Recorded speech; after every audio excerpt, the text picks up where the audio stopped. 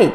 In today's video, we're gonna see together how to create a new workspace and how to switch the workspace so that you are in the right place to create your floor plans. So after you download the app on your mobile device, you will open it, and what you see here is your workspace.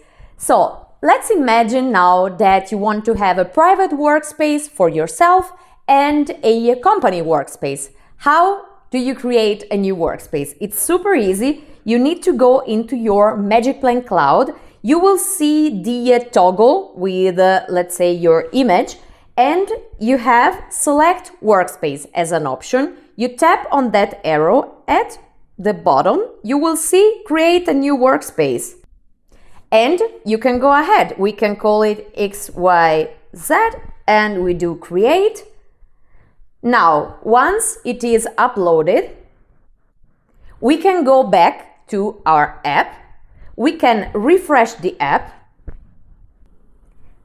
Once the app is up to date, you can tap on the two blue arrows near your workspace name, and voila! At the bottom, you will see the XYZ workspace that we just created.